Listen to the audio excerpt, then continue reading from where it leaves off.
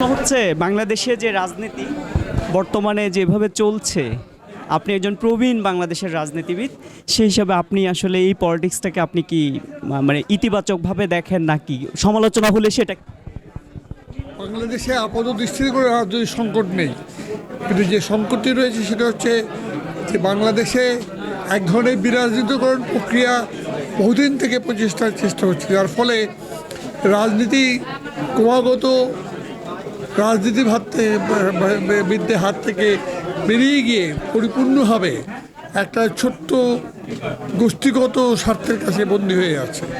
এবং তার থেকে এই যে দুর্নীতি, বৈষম্য, অনুন্নয়ন বা যে সংকটগুলো রয়েছে, মূল্যবৃদ্ধি, এই সংকটগুলো ঠেকাতে জন্ম দিচ্ছে। আপনি তো গত 15 বছর ধরেই সরকারের সাথে আছেন, সরকারে কোনো না কোনোভাবে পার্টে আছেন, মন্ত্রিত্বে ছিলেন। এই 15 বছরে বর্তমান যে একজন আইজিপি বেরিয়ে গেলেন বেনজির, তার কর্মকাণ্ডকে আপনি কিভাবে দেখেন? এখন এটা তো পত্রিকায় যেভাবে বেরিয়েছে, আমি মনে করি যে ব্যাপারটি তথ্য অনুসন্ধান করে এ ব্যাপারে প্রকাশ্যে সরকারের তরফ থেকে বা দুদকের তরফ থেকে ব্যবস্থা নেওয়া উচিত বলে মনে করি। কেন আপনি এতদিন পরে মনে করছেন কেন?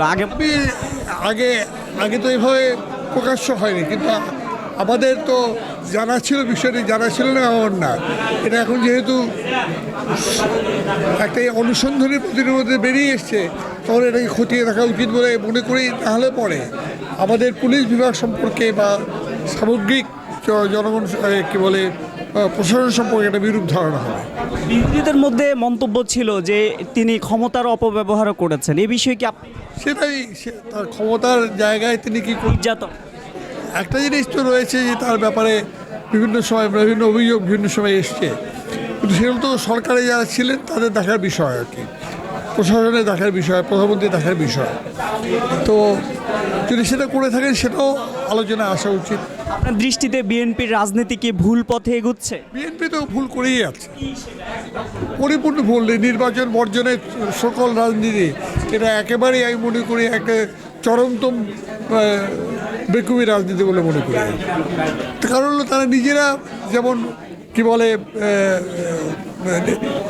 তারা যেমন ধ্বংস, এদেশে গণতান্ত্রিক ব্যবস্থাকে বিকশিত করার যে সুযোগ যেটা ছিল, সেই জায়গাটায় তারা বাধাগ্রস্ত করে। আমি অংশগ্রহণ না করে নির্বাচন ব্যবস্থাকে ভালো করতে পারবো না। আপনারা তো অংশগ্রহণ করেছি এবং যার করে যেটুকু পেয়েছি সেটুকু লাভ, যেটুকু পাইনি সেটুকু সমালোচনা করছি।